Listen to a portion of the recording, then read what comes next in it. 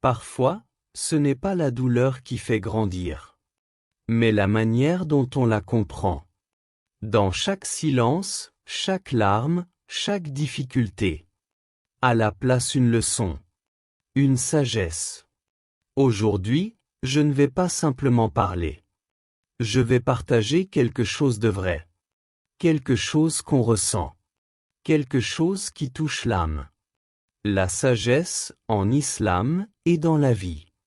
Il y a des jours où tu te demandes: pourquoi est-ce que tout va mal? Pourquoi est-ce que je ressens ce vide? Pourquoi Allah me laisse dans cette situation?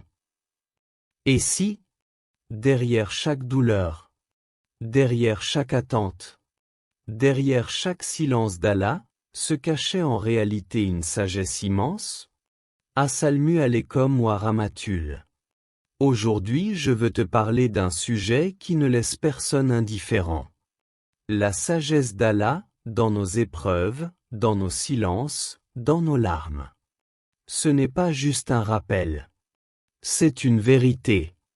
Une vérité qu'on oublie quand on souffre. Un quand Allah t'enseigne à travers l'épreuve. Tu sais, parfois, dans les moments les plus sombres de nos vies, on se met à douter. On pense qu'Allah nous a oubliés. On pense qu'il ne nous écoute pas, qu'il ne voit pas nos larmes, qu'il ignore nos prières. Mais en réalité, Allah est plus proche de nous que quiconque. Plus proche que notre propre souffle, plus proche que notre veine jugulaire. Sourate Kaf, verset 16, nous avons effectivement créé l'homme et nous savons ce que son âme lui suggère, et nous sommes plus proches de lui que sa veine jugulaire. Alors, pourquoi ce silence? Pourquoi cette attente? Pourquoi cette douleur? Tu pries, tu pleures, tu implores avec tout ton cœur. Mais le ciel ne s'ouvre pas tout de suite. Rien ne bouge, apparemment. Et tu commences à croire que ton appel est resté sans réponse. Mais en vérité, ce silence n'est pas un vide. C'est un langage divin. Un langage que seuls ceux qui patientent comprennent. Le silence d'Allah, ce n'est pas un rejet. C'est une réponse pleine de sagesse. Un délai enveloppé de bien. Un enseignement, un affinage de ton âme. Il y avait cette sœur, une femme pieuse, sincère. Depuis des années, elle rêvait de se marier, de fonder une famille, de vivre l'amour halal. Mais tout semblait fermé devant elle. Chaque fois qu'elle espérait, c'était un non. Chaque fois qu'elle croyait voir une ouverture, c'était un mur. Refus. Échec. Solitude. Et dans ses invocations, elle criait vers le ciel. Ya Rab, pourquoi moi? Que je fais de mal? Suis-je puni? Mais ce qu'elle ne voyait pas à ce moment-là, c'est qu'Allah ne la punissait pas. Il la protégeait. Il l'élevait. Il lui préparait quelque chose de bien meilleur que ce qu'elle pensait mériter. Et un jour, elle a rencontré un homme pieux, sincère, patient. Un homme qui l'a respectée, honorée, et aimée pour ce qu'elle est. Et ce jour-là, elle a compris. Elle a dit, chaque nom que j'ai reçu, était en fait un oui d'Allah, mais pour plus tard. Chaque silence était une miséricorde déguisée. Et aujourd'hui, elle remercie Allah, pour chaque porte fermée, pour chaque larme versée, pour chaque nuit d'attente. Parce que ces nuits ont forgé sa foi. Parce que ces silences ont purifié son cœur. Et parce que ces retards l'ont mené à sa sagesse. Petit losange bleu, le prophète Muhammad, paix et bénédiction soient sur lui, nous a enseigné une vérité profonde. Celui à qui Allah veut du bien, il l'éprouve. Rapporté par Al-Bukhari. Tu vois? L'épreuve n'est pas un abandon. La douleur n'est pas un rejet. C'est une invitation. Une invitation à te rapprocher d'Allah. À lui faire confiance, même quand tu ne comprends pas. à t'abandonner à lui, même quand tout semble flou. Parce que la véritable croissance spirituelle ne naît pas dans la facilité. Elle naît dans le combat intérieur. Dans les nuits d'inquiétude. Dans les silences divins qui semblent durs, mais qui sont en réalité remplis de miséricorde. Alors ne désespère pas. Ne crois jamais qu'Allah t'a oublié. Chaque instant, chaque larme, chaque difficulté, contient une leçon, une lumière, une trace de sagesse. Et peut-être que ce que tu vis aujourd'hui est exactement ce dont ton âme avait besoin pour se rapprocher de lui. De la sagesse, c'est la lumière dans l'obscurité. La vie, c'est comme marcher dans une forêt dense, obscure, silencieuse. Parfois, tu avances sans voir à plus d'1 mètre devant toi. Tu trébuches. Tu hésites. Tu as peur. Mais malgré tout, tu continues. Pourquoi? Parce qu'au fond de toi, il y a une lumière. Une lumière discrète, mais constante. Une lumière qu'Allah a placée dans ton cœur. Et cette lumière, c'est la sagesse. Elle ne te donne pas toutes les réponses d'un coup, mais elle te murmure à chaque pas. Avance. Même si tu ne comprends pas. Même si tu as mal. Petit losange bleu, le Coran dit dans la sourate Al-Baqarah, verset 216. Il se peut que vous détestiez une chose alors qu'elle est un bien pour vous. Et il se peut que vous aimiez une chose alors qu'elle est un mal pour vous. Allah c'est vous, vous ne savez pas. Ce verset il ne parle pas seulement des grandes tragédies. Il parle aussi de ces petites choses du quotidien. De ces événements qu'on ne comprend pas sur le moment. Mais qui, avec le recul, deviennent des tournants dans notre vie. Il y avait ce frère, un homme comme beaucoup d'autres. Marié, père, croyant. Il avait un bon emploi, une stabilité, une routine. Et un jour tout s'écroule. Licenciement. Incompréhension. Humiliation. Il pensait que c'était la fin.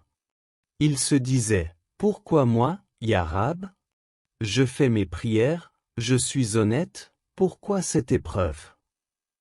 Mais ce qu'il ne savait pas, c'est que cette chute allait le relever différemment. Ce licenciement, qu'il voyait comme une fin, était en réalité un nouveau départ. Pendant ce vide, il s'est recentré sur lui-même. Il s'est reconnecté à Allah. Il a redécouvert la prière avec le cœur, pas juste avec les gestes. Il a retrouvé du temps pour sa famille, ses enfants, sa santé. Et surtout, il a découvert un talent en lui. Il a lancé un projet, un rêve qu'il avait enterré depuis des années. Aujourd'hui, il dit, « Si je n'avais pas perdu ce travail, je me serais perdu moi-même. » Et tu sais ce que ça, c'est? C'est la sagesse divine. C'est cette capacité que seul Allah possède. Transformer une douleur en bénédiction. Un échec en élévation. Une perte en retrouvailles spirituelles. Et toi aussi, si aujourd'hui tu traverses une forêt sombre, si tu ne vois pas le bout du chemin, souviens-toi, la lumière d'Allah est en toi. Elle est dans chaque verset que tu lis, dans chaque prière que tu fais, dans chaque souffle que tu prends. Parfois, Allah ne change pas ta situation immédiatement. Parce qu'il veut d'abord te transformer, toi. Et une fois que tu auras grandi, compris, patienté, tu regarderas en arrière, et tu comprendras que cette épreuve-là était en fait le plus beau des cadeaux. 3. Le prophète, paix et bénédiction soient sur lui, le maître de la sagesse. Regarde la vie du prophète, paix et bénédiction soient sur lui. Lui, le plus aimé d'Allah, l'exemple parfait, le cœur le plus pur. Pourtant, il a connu les douleurs que beaucoup d'entre nous n'arrivent même pas à supporter. Il a perdu son père avant même de naître, puis sa mère alors qu'il n'avait que 6 ans, et son grand-père, qu'il avait pris sous son aile à 8 ans seulement. Imagine un enfant qui grandit sans repère, sans bras familiers pour le consoler, sans voix douce pour l'apaiser. Et malgré tout cela, jamais il ne s'est plaint. Jamais il n'a dit « Pourquoi moi ?» Il a dit allant du Lille. Pas parce qu'il ne ressentait pas la douleur, mais parce que sa foi illuminait même ses ténèbres. Et puis il y a eu If, une ville qu'il a visitée avec espoir, un cœur rempli d'intentions nobles, pour transmettre le message de l'islam. Mais il y a été rejeté violemment, moqué, humilié, et même lapidé. Son sang a coulé dans ses sandales, mais son cœur est resté pur. Lorsqu'Allah a envoyé l'ange Jibril, prêt à écraser cette ville entre deux montagnes pour le venger, le prophète, paix et bénédiction soient sur lui, a répondu avec une sagesse et une compassion infinies, non. Peut-être qu'un jour, de leurs descendants, naîtra une génération de croyants. C'est ça, la vraie sagesse. C'est voir au-delà de l'instant présent, c'est répondre par le cœur et non par l'ego. C'est penser à demain, même quand aujourd'hui fait mal. Il a aussi dit, le fort n'est pas celui qui gagne au combat, mais celui qui se maîtrise lorsqu'il est en colère. La sagesse, en islam, ce n'est pas de ne jamais tomber, c'est de savoir se relever avec dignité, de rester calme quand la tempête rugit, et de choisir le pardon quand la colère brûle. Voilà l'héritage qu'il nous a laissé, un héritage de force douce, de patience noble et de foi inébranlable. 4. Comment cultiver la sagesse aujourd'hui? Aujourd'hui, on vit dans un monde de réactions. Tout va vite. On répond sans réfléchir. On juge sans savoir.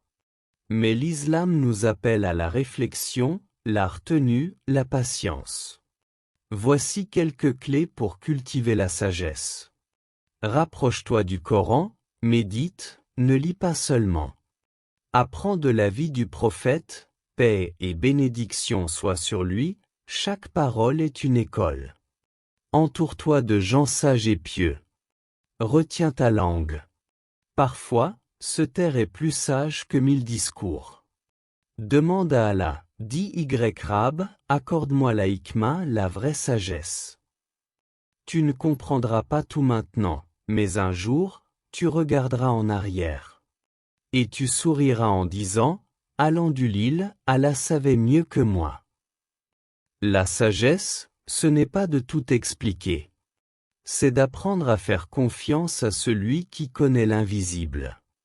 Alors, quoi que tu traverses aujourd'hui, patiente, observe.